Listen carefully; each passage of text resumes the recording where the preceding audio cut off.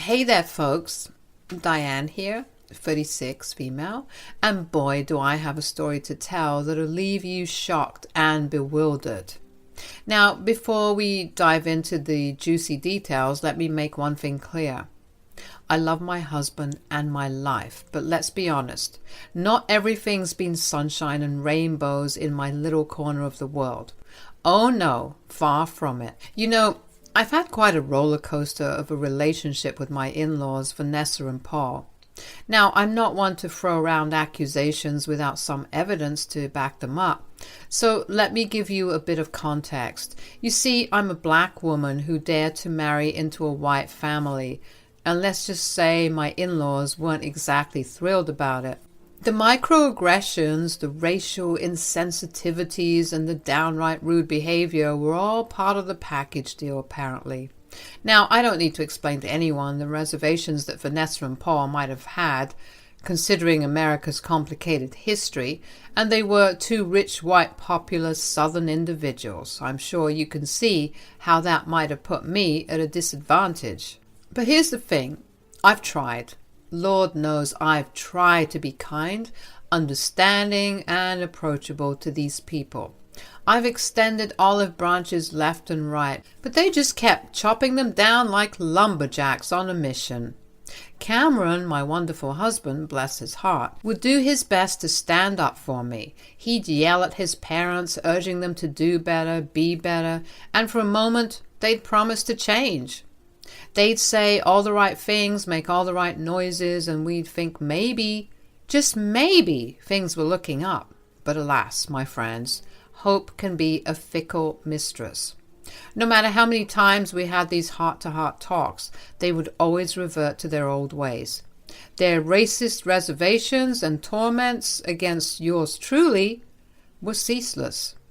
It was like Groundhog Day, but instead of reliving a single day, it was reliving years of the same old song and dance. You might be thinking, Diane, why on earth did you tolerate all this craziness? Well, love has a funny way of blinding us to certain things, and I was head over heels for Cameron. I foolishly believed that as long as things were good between him and me, I didn't need to worry about winning his parents' approval. But there comes a time when you realize you've had enough, and that time was quickly approaching for me. So let me take you back to a particular event that would turn the tide and leave a lasting impact on all of us. One day I was sitting in the living room, adding the final touches to mine and Cameron's 10th wedding anniversary vacation celebration. We were planning to bask in the sun-drenched beaches of Hawaii, the place where we first embarked on our honeymoon adventure. Cameron and I were eager to celebrate this milestone and create new memories together. As I was in the middle of planning, I was getting an incoming call from Vanessa. Hello. Oh, Diane, my dear, it's so good to hear your voice. I hope you're doing well. Now, let me tell you, folks, the sound of Vanessa's voice being enthusiastic and kind was like spotting a unicorn in a concrete jungle. It just didn't happen. So naturally, I was suspicious. Vanessa, what can I do for you? Well, Paul and I have been thinking about it for some time. We want to throw you a surprise wedding anniversary celebration for you guys. Surprise?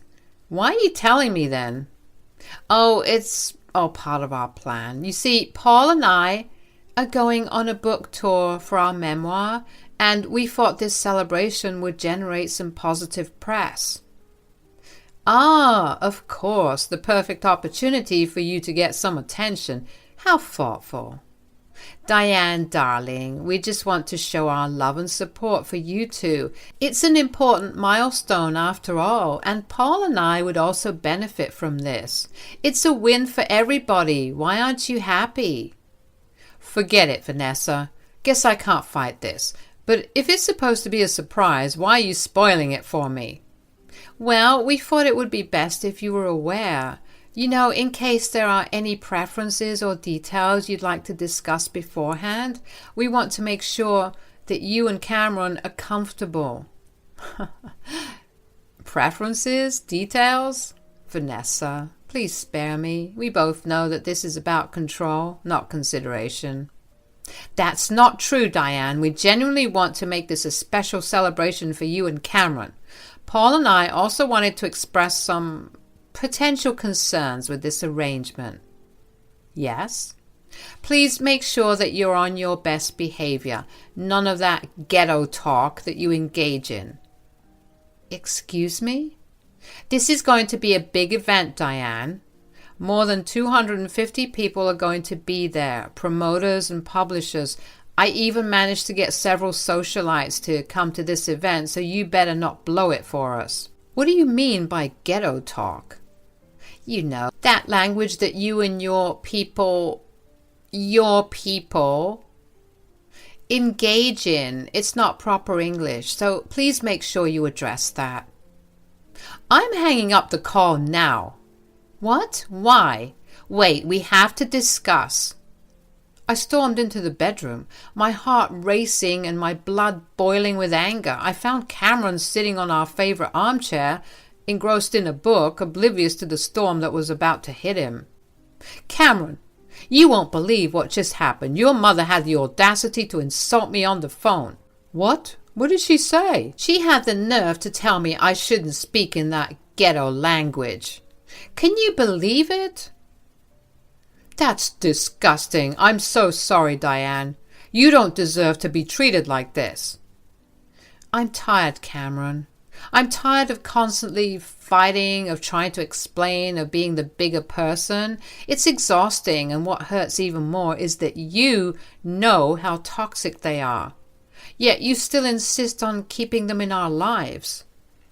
Diane, I love you, but they're my parents, and as much as they're being awful, I can't just cut them off completely. That's what you said 5 years ago. Do you remember? Of course I remember. We almost broke up because of this. How could I forget? You see, folks, 5 years ago, Cameron and I were on the brink of divorce. Shocking, I know. And you'll never guess the reason. It was because of his parents. Surprising, I know. I had had enough, and I told Cameron that he should cut his parents off completely so that we could live in peace, but he was quite conflicted. I guess it's not rocket science to understand why. I mean, they're his parents, but I simply couldn't understand why he was still holding on to them. Yes, they were his parents, but why keep such toxic people in your life? Blood isn't always thicker than water. Anyways, the arguing escalated and we almost got divorced. Seriously, I even got the divorce papers, but we managed to overcome it. What can I say? We just loved each other a lot, and we decided that we'd weather the storm together, hoping that things would change with time, as things normally do. But things stayed the same. His parents were as racist as ever, and we continued the cycle. And what has changed since then? Nothing. They're still the same, and it's affecting us and our happiness. It's affecting my happiness. I know, Diane. I know it's difficult, but I can't just cut them off completely. It's complicated. Complicated, Cameron? Sometimes the right thing to do is also the most difficult thing to do. We deserve to live our lives without this constant drama, without their racist antics. We deserve peace and happiness. Don't you think that I deserve that? Tears welled up in my eyes as the weight of our situation bore down on me. The thought of losing Cameron, the man I loved so deeply, was devastating.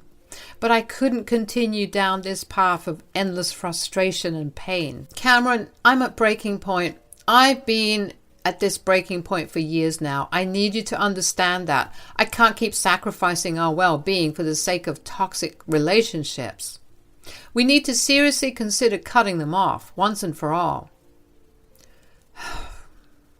Diane, I need some time to think. I love you and I don't want to lose you. Let's talk about this more. But please understand that it's not an easy decision for me. Time flew by as we immersed ourselves in the preparations for the anniversary celebration. Vanessa and Paul took charge, leaving no stone unturned to make the event flawless. Surprisingly, they included us in every step of the planning process, seeking our opinions and genuinely valuing my input. It was a refreshing change to see them being so attentive and interested in what I had to say. Diane, what do you think about this color scheme? We want everything to be perfect for you and Cameron. Well, I actually think the blue and gold combination would be lovely. It's elegant and timeless. To my surprise, they didn't dismiss my suggestion or belittle my opinion as they had done in the past. Instead, they nodded, genuinely considering my words. You're right, Diane. Blue and gold it is. We want this celebration to reflect your love and happiness. As much as we want to be in good graces with the public eye, we are prioritizing you two. It's your day, after all. Cameron and I exchanged surprised looks, cautiously optimistic that maybe, just maybe, Vanessa and Paul were undergoing a transformation.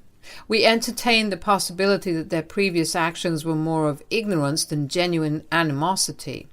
However, deep down, I couldn't fully dismiss my reservations. It seemed a bit too convenient that their newfound kindness aligned perfectly with the release of their joint memoir and the need for positive publicity. Something felt off, and I couldn't shake that nagging suspicion.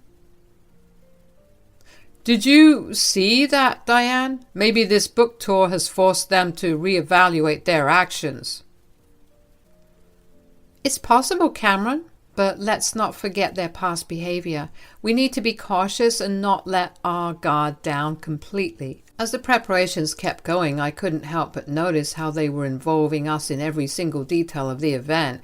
They wanted our input on the guest list, the menu, and even the music. It felt weird to suddenly be included like this, but I went along with it, waiting for something to go wrong. On the surface, it seemed like our relationship with Vanessa and Paul was getting better.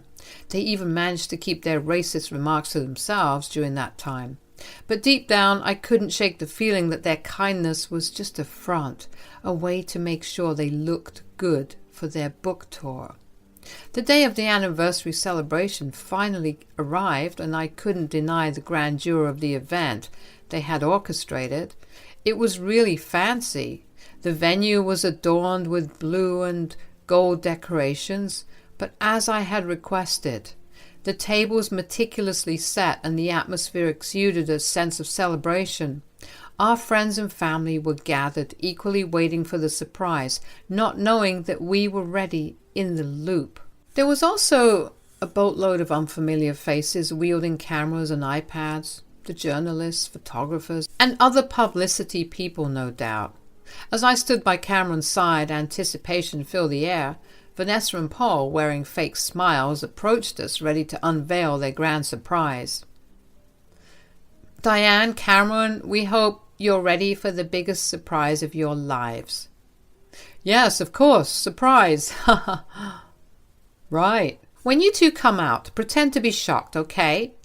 Diane, if you could cry, that would be lovely.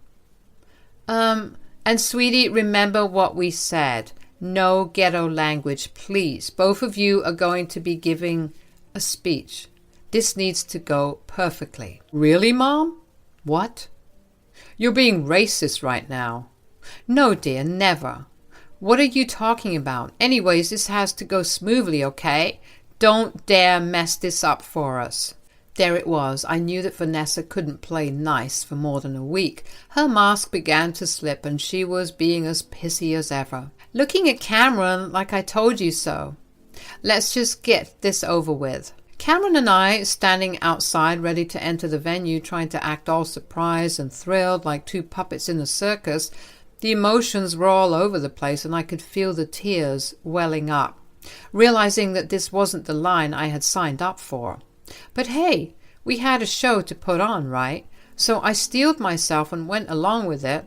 As we stepped through the doors, the room erupted with applause and cheers like we were some kind of celebrity duo. And there they were, Paul and Vanessa, grinning like Cheshire cats, ready to welcome us to the stage. Diane, Cameron, welcome to your 10th wedding anniversary celebration. Surprise! Joining in the act, we wanted to show our undying love and support for your blissful journey together. Congrats. Oh, come on, people. You can cheer louder than that. Let's welcome the lovely couple with a roaring amount of support. The crowd erupted louder, and Cameron and I made our way to the podium where his parents stood. Cameron, bless his heart, looked genuinely surprised as he hugged his parents, playing his part like a seasoned actor. The crowd ate it up, clapping and cheering as if we were the stars of a reality TV show. Little did they know the show was about to take an unexpected turn. Vanessa began speaking to the crowd, ready to continue the charade, when I had a sudden epiphany. This was my moment to seize control, to let my voice be heard amidst the sea of phony smiles and hidden agendas. I wasn't about to let this opportunity slip through my fingers. And now, let's hear a few words from the queen of the event, Diane. Thanks everyone for showing up tonight. It's quite the turnout, I must say. Whispers started to spread through the crowd, praising the benevolence of Paul and Vanessa. Oh, how little they knew about what was about to go down. Now, I want to take a moment to express my heartfelt gratitude, not just for this fabulous celebration, but for the lawyers of endless support from my in-laws. Paul and Vanessa exchanged looks of anticipation, their faces beaming and ensuring that the camera people were capturing this moment. They were probably expecting a gushing tribute. Well, they were in for a surprise of their own. Tonight, I want to thank you both for teaching me a valuable lesson. You've shown me just how strong I can be in the face of adversity. Your presence in my life has been a constant reminder of the importance of standing up for what I believe in, even when I'm faced with ignorance and bigotry from you two. The room collapsed into stunned silence, like someone had pressed the mute button on their applause. Paul and Vanessa's forced smile started to fade, their colors shining through for a moment. Vanessa looked at me like she was going to kill me. What the hell are you doing? Carrying on, my voice steady and unwavering. This celebration is not just about Cameron and me. It's a celebration of love that transcends barriers, challenges outdated beliefs, and unites us all. It's a reminder that acceptance and unity should be at the core of our lives, regardless of our differences. The room fell into a hushed stillness. You could practically hear a pin drop. The paparazzi and the publicity crew were probably scratching their heads, wondering how to spin this unforeseen turn of events. But you know what? Deep down in that moment, I felt a surge of power coursing through my veins. I took control of the narrative, snatching back my voice from a room suffocating with fakeness and phoniness. Ain't nobody gonna dictate my story for me. All right, you all, here's where things took an unexpected turn. As the rumors and whispers spread through the crowd, I could feel the tension rising, but I wasn't about to back down, not this time. Look, you all, I've been keeping up this prim and proper act for way too damn long. It's time to speak my truth. For 10 whole years I've endured racism and constant hatred from Paul and Vanessa. They aren't the positive and progressive couple you think they are. They're awful human beings, exact replicas of their ancestors. The crowd erupted into a symphony of mutters and gasps like a chorus of disapproval and disbelief. But I held my ground, refusing to be silenced. Just as I was about to drop some more truth bombs, Paul tried to snatch the microphone from my hand, but I was quick, holding on to it with a grip as strong as my resolve. And you know what? This entire thing is a lie. Yep, you heard it right. Both Cameron and I knew about this surprise the whole time. Vanessa and Paul orchestrated this whole thing for their upcoming book tour, hoping to get in good graces with the public. The gasps and murmurs escalated, leaving Paul and Vanessa stunned and immobile, not believing what was happening. Cameron was just as shocked as his parents, but he also looked somewhat impressed. Vanessa and Paul want to act all nice and lovely, throwing this so-called celebration for Cameron and me. But let me set the record straight, you all. These two right here, They are the most racist, downright despicable folks I've ever come across. I have been putting up with their crap for a whole damn decade, but I ain't about to tolerate it for a second longer." The room erupted in more gasps, blending with whispers that echoed throughout. The photographers clicked their cameras, capturing every moment of the unfolding drama. The publishers, with expressions of clear disgust, seemed taken aback by the accusations being hurled at Paul and Vanessa.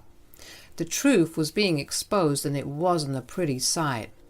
I continued to expose Vanessa and Paul, sharing numerous examples of how they had mistreated and abused me. With each revelation, the crowd grew increasingly restless, as if they were ready to take up pitchforks and torches and start a riot.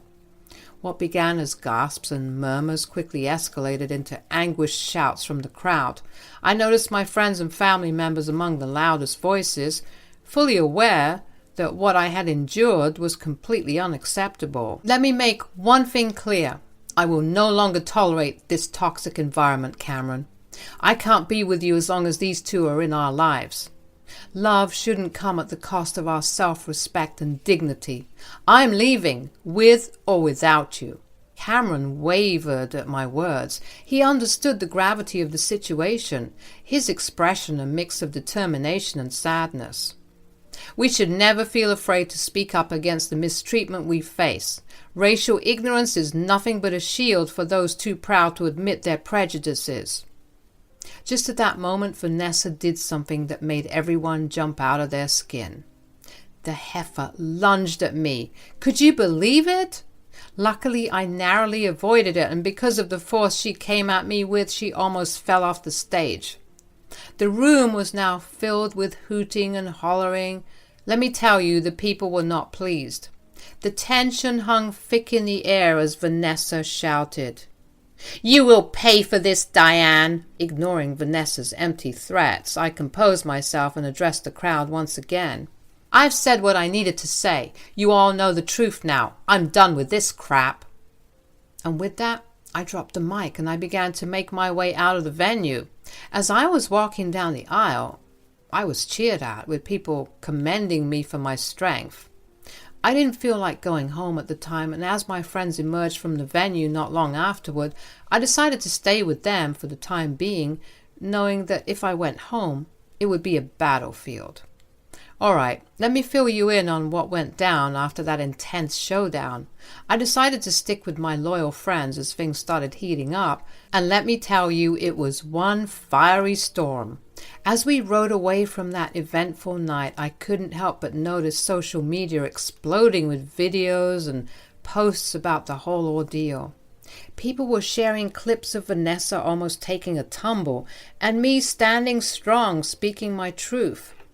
The internet was buzzing, and it felt like I was finally able to put this whole mess to rest. I had zero intention of ever crossing paths with Paul or Vanessa again. A few days later, Cameron dropped a bombshell on me that shook me to my core. Turns out his parents had to pull their books from the shelves because of the relentless backlash and negative press. Can you believe it? Now they were scrambling, trying to salvage their reputation by issuing public apologies. But you know what? Nobody was buying it. Paul and Vanessa were officially cancelled. Cameron had a change of heart too. He finally realized that he hadn't been the best husband to me. He confessed that he was ready to cut his parents off from his life and our home, and in that moment he asked me to come back home. He wanted us to rebuild our lives together, free from the toxic grip of his parents. Now, I'm not one to forget the pain and hurt easily, but I believed Cameron. So after a lot of thinking and soul-searching, I made the decision to return home.